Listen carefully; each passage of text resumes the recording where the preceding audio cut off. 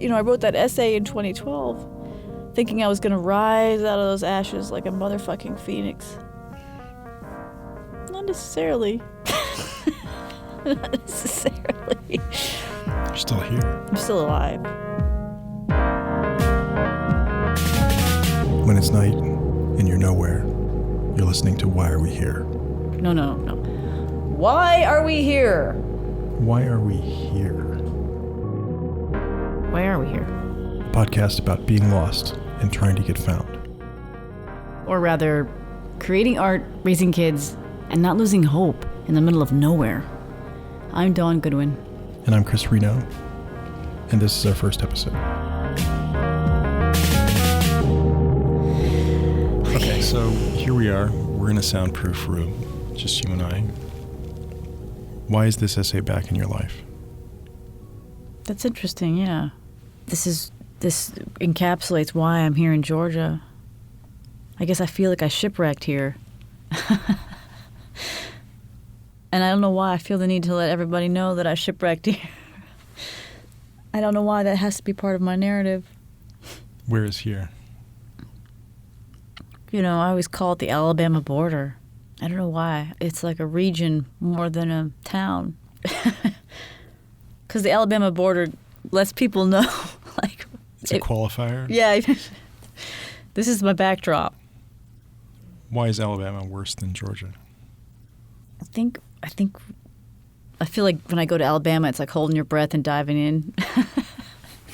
It's like, because I feel like it's like you've passed a certain point. It's like there's a certain level of neglect it's like institutionalized neglect. That's probably not fair to the people who live there and love it, but it felt like too many people trying to survive for too long. I feel like Alabama is like the blood bag for Georgia. I don't know if we're sucking off of it. Do we share a water supply? Maybe Georgia is maybe we're sucking the groundwater out of underneath Alabama. That's why I feel it. But I feel like Georgia's benefiting off Alabama's demise somehow. We're better, but only on the backs of those bodies. But yeah, shipwrecked here. I felt like I shipwrecked here, and What ship were you on? The SS Delusion. The SS Garth Brooks.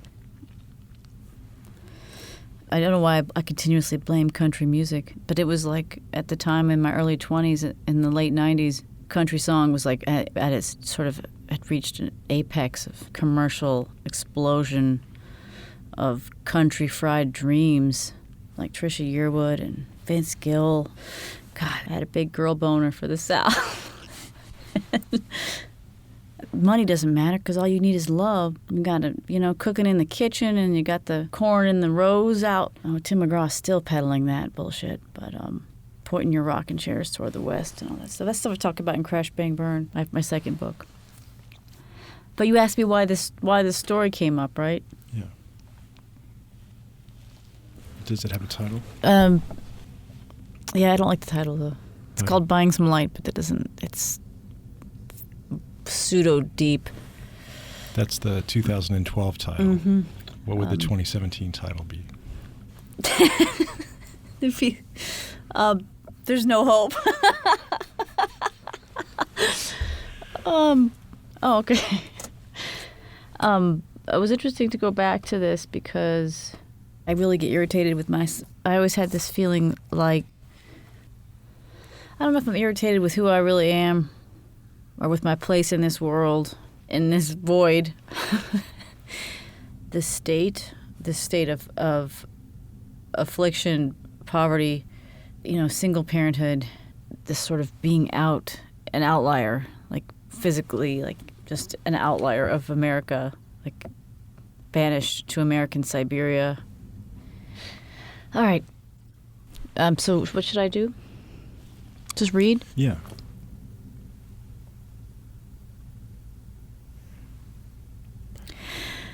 What do you need? I would ask her, but I couldn't ask her that because it was this dress. The dress I was wearing made it all wrong.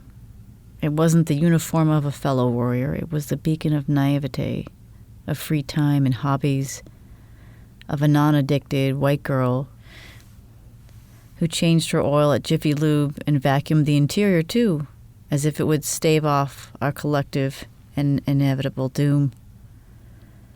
"Do you need any help?" said the imaginary me, leaning in her car window with a sack of McDoubles and a fresh mesh bag of Florida oranges. "Here you go. This should solve all your problems." Couldn't I do something? I had $20 in cash, and the AC worked in my minivan, and I had good tires and a full tank because I'd been cared for all my life. I'd been helped to know how to care for myself. She could sleep in my bed, and I could fill up the bath for her babies, and I could pour their favorite cereal in the kitchen and make them feel what I sometimes felt when everybody was clean and fed and I had a quiet space to stir my tea. It's all going to be all right. But I kept walking straight because it wasn't going to be all right. I let her snap off behind me like a slingshot, out into the blinding anonymity of the baking asphalt of Walmart, to a place I wouldn't ever have to see or live in because for some unknowable reason I was born here and she was born there. And that was a fact not made better by unwanted charity or free cheeseburgers.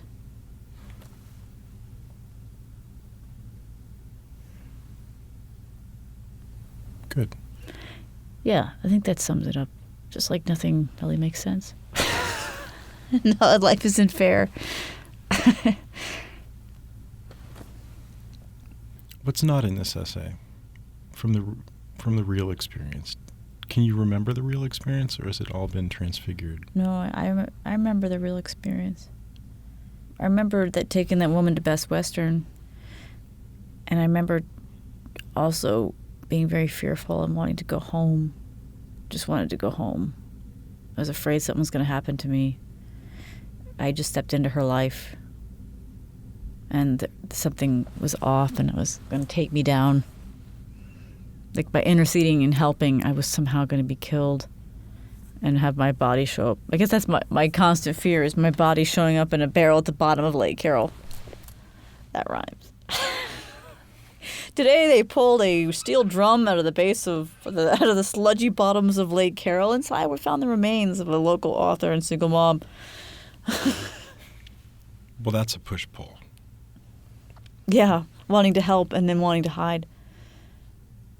You know, I felt really like well-adjusted and like well-funded and privileged. But in truth, like, everything I was buying that day was on food stamps. The dress I was wearing was a credit card. I put it on a credit card. Like, I had, you know, it was all that my illusion that I was doing better was created on a mountain of debt and lies. Yeah.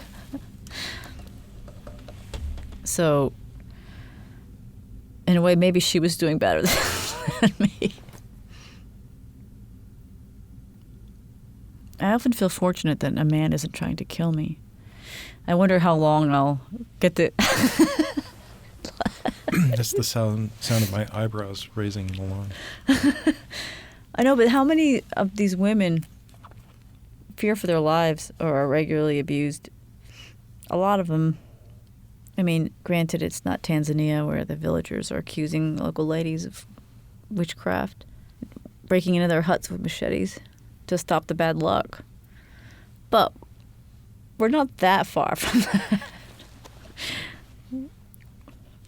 That's what I like about this essay, is the sense that the distance between you is not great.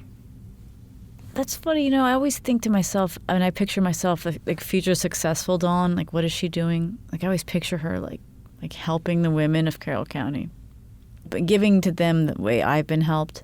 I have this fantasy of setting up a center for, like, where I just, like, you can live free with room and board and meals. The only thing you have to do is create stuff, like create art. Like, imagine that. And, like, because that's what I was given. My family gave me that for, you know, they afforded me years where I could just write books and recover from, you know, my divorce and the custody battle. That gave me a new lease on life, and I wish I could do that. I wish I could pay that forward. And then I have a secondary fantasy where that all goes wrong. it all like there's all kinds of corruption, and the people I hire are like. Well, that sounds like a TV show then. Yeah. Then that happened to Oprah. She set up a school in Africa, and then everybody was beating the children there. Like even Oprah isn't immune from corruption. I don't know what that need is in me, anyway. That's something I'd like to see. That's an amazing vision. That's the sound of me making a slow jerk off motion with my right hand because I hate these well-meaning dreams. They irritate me, you know. They're really great, but I don't know. I'm always amazed by people who actually make things happen. Like, how in the fuck do they actually make things happen? And, like, do you have to give away parts of your soul to do anything of any measure in this life? Is that how people make shit happen?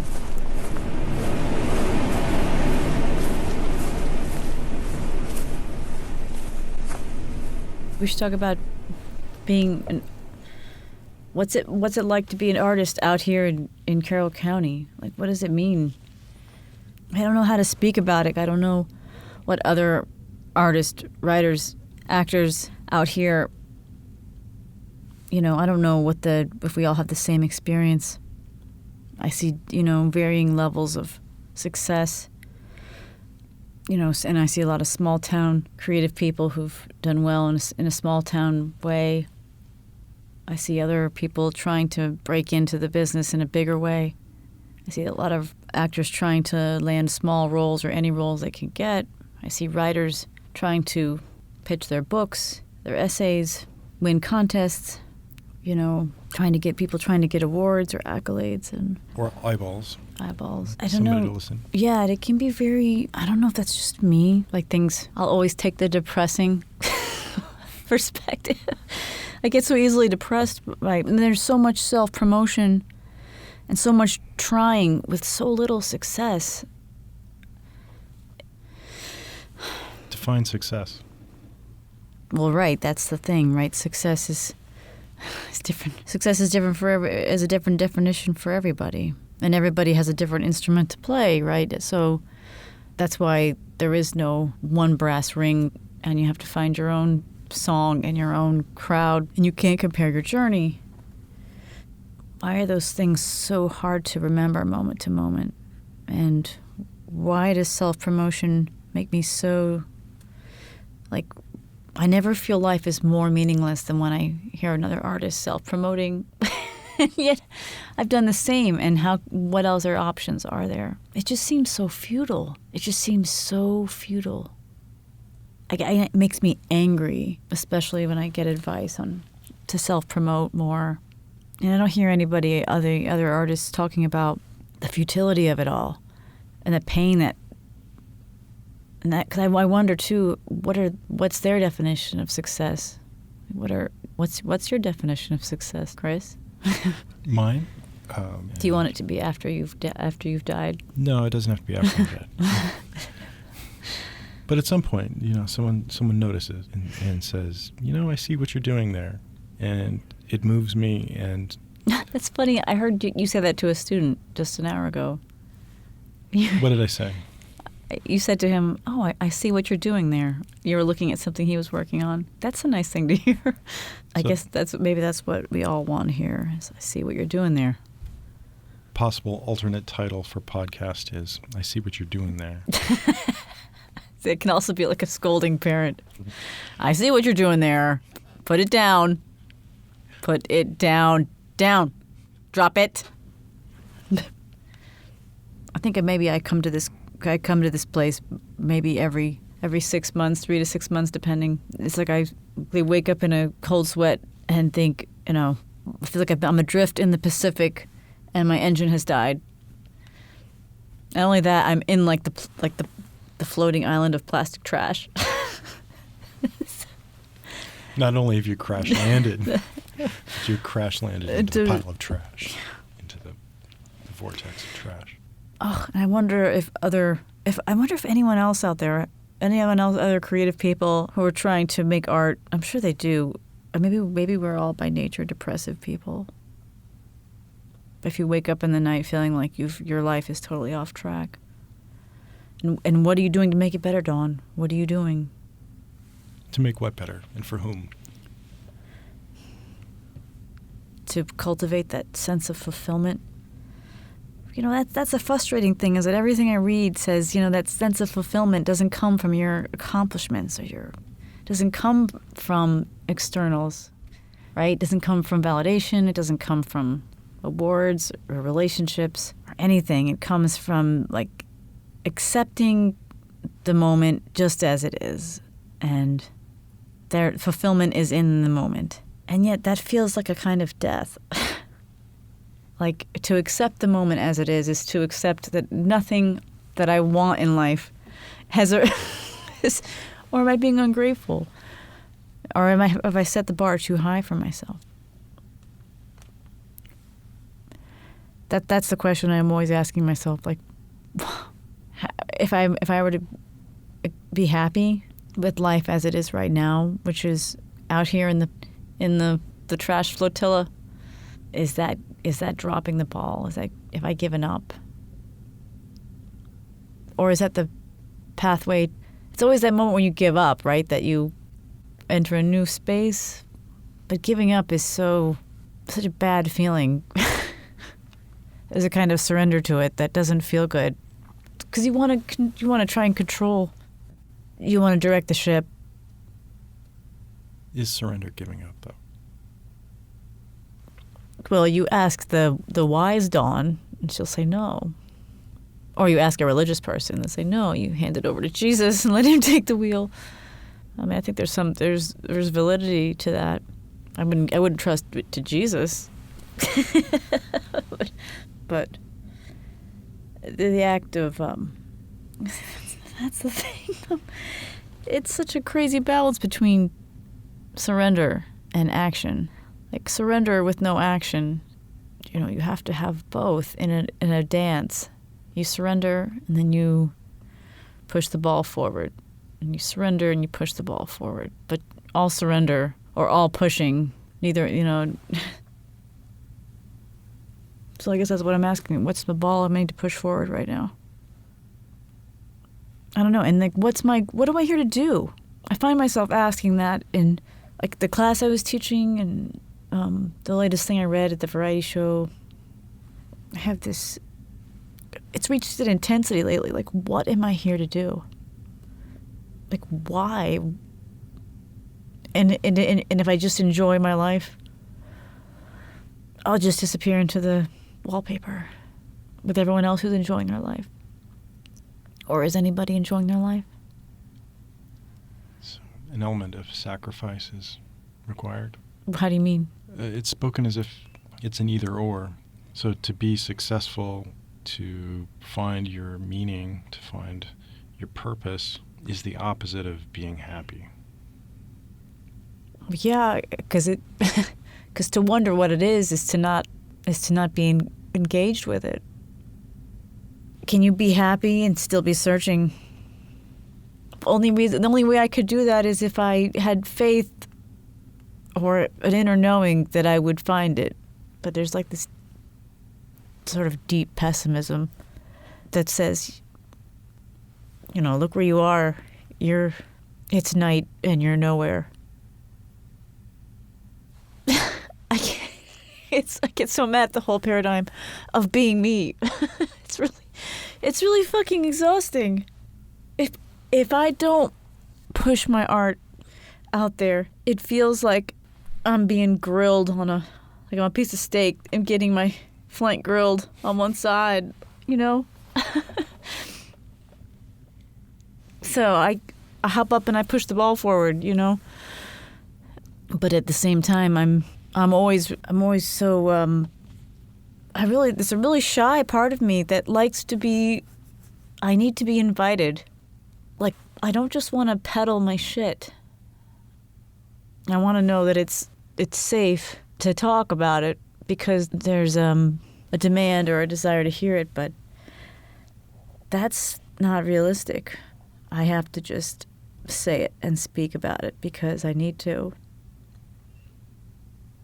Well, look, I've created that right here. speaking to you. I've created a safe space with somebody who wants to hear that then I can share it broadly and let the chips fall.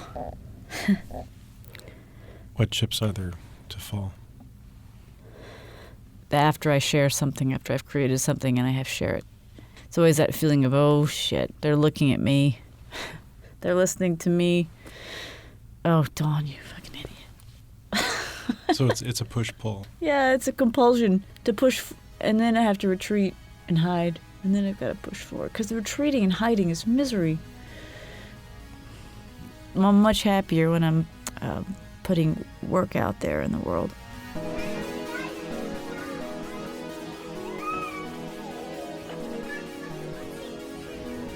We talked for a minute about motherhood. Yeah. So I have to constantly remind myself that I'm I've tried not to let being a single parent get in the way of being a creative person. But this is what I was saying to you earlier, is that it just pulls you into the trenches with the rest of humanity. And I think there's a lot of value in that. I think it deepens you and robs you of your dreams, kills your spirit, and breaks you.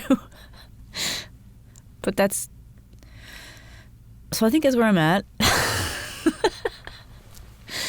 I mean, the calamities, went through the loss of custody, the robberies, the house fire, and recently my son moving in with his dad. You know, it's broken me. It's like, oh, you can put in 15 years of your best self and still have nothing to show for it at the other end. Like, that is the nature of life. Like, that's the nature of parenting. That's the nature of, and I think until you have kids, you don't know that kind of futility. It really forces you to let go, or not, it doesn't force you. A lot of people never let go. But it really forces you to realize that you don't have a lot of control. You can try to steer the ship, but you don't have a lot of say. You can do the best, even you can do your best work and be your best self. That doesn't mean anything. And if I were to go back and do it again, I would have to do it the same way, because I have to give my best. And I have to, because I have to. So having kids and caring for them, I never even questioned doing anything else. From the day they were born, never questioned doing anything else. I tried to take my kids and go back to Connecticut to raise them, and the ensuing court battle pointed me right back and basically told me that I could never, my kids were going to be raised here, whether I was here or not.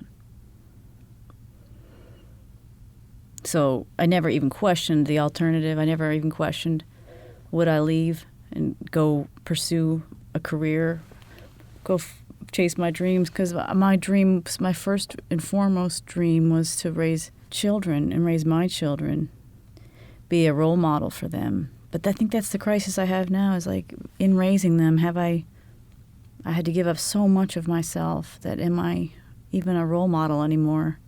Like, I find myself as they become teenagers, I'm looking at what I gave up. And yeah, I was able to plant a good, healthy crop of subversive ideas in my kids' heads, which was always my goal, was to raise people who are thinkers and not sheep. But you can't guarantee that either. You can't control how they see life, or even if they'll like you. So I guess that's where I've arrived at now. It's like that's why this story came up. So for the first time, I'm sort of asking myself, like, wow, I'm taking stock of the loss of 15 years of my life. And saying, I'm just looking at it. And I think this is a point where other parents are like, you don't want to, maybe they dread this reckoning where you have to reckon with the self you left behind when you first had children. Don't you suppose that's a natural point at this part of the process of raising children? Yeah, and I see a lot of other parents who they don't ever have to face it. Can you fast forward to a time 5 or 10 years in the future when you look back on this moment, it doesn't seem like futility or wasted time? Well, that would be great. I don't really think it is wasted time. And I don't want to be comforted either. I just get the nature of life never ceases to disgust me. It's such a, this life is, I don't know, and everyone is so lost trying to do their best. It's like nobody was given an instruction manual that's correct. Like, we've all been lied to about how it works, where we're headed, what we're supposed to do, and even the rules of the game. That's the part of nihilism that I love, because it's like, okay, that makes sense. The fact that nothing makes sense to me. Nihilism can be a positive state of being. I think it's like a dose of medicine. I can't stay in that space. But when the pressures and burdens just weigh down on you, nihilism is just like a tall, cold glass of iced tea. It's like, oh, I will die, and so will you, and everyone you know. Your children will die. We're all going to die, and it'll be like we were never here. It frees you. It's just that thought is like a freeing. It's like, oh, I don't have to have a fucking legacy. I don't have to have a body of work. I don't have to even make good art. I can just be a corpse. Free, an endless sleep, where you don't have to worry about beauty or clothing or rent. Your children's happiness, your fucking oppressive children's happiness, career.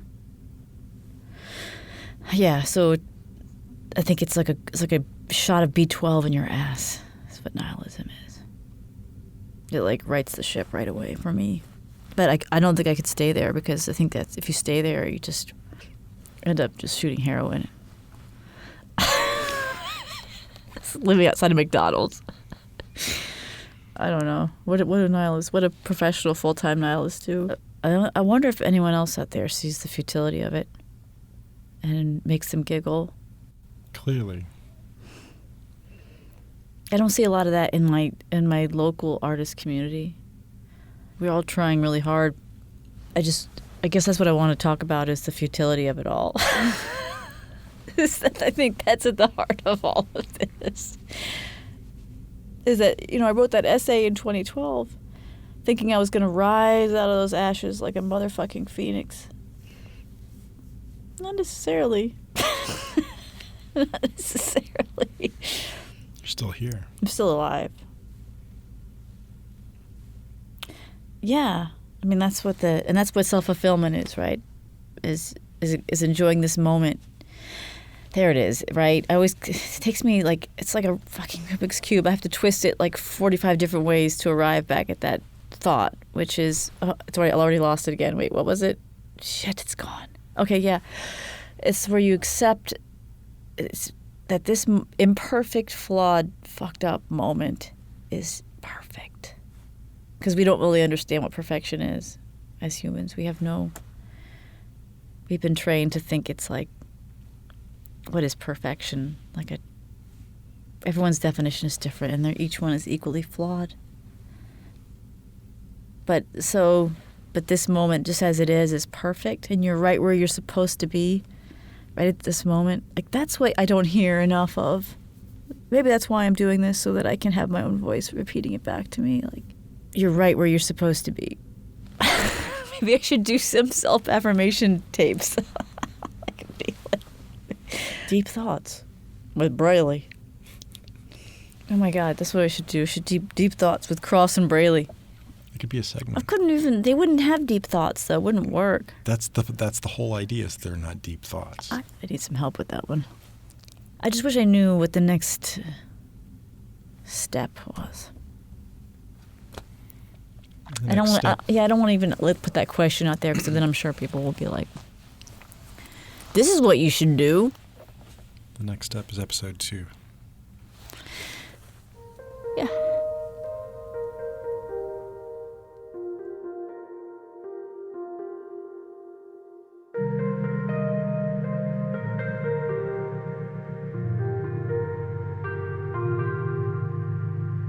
You've been listening to Why Are We Here? A podcast about being lost and trying to get found. It was produced and edited by Don Goodwin and Chris Reno. The music in this episode is by Ty Boffman. You can hear more of his stuff on YouTube at Glassbender Official. Learn more about the art we're making in the middle of nowhere on Facebook at Why Are We Here Podcast. Join us next time. And thanks for listening.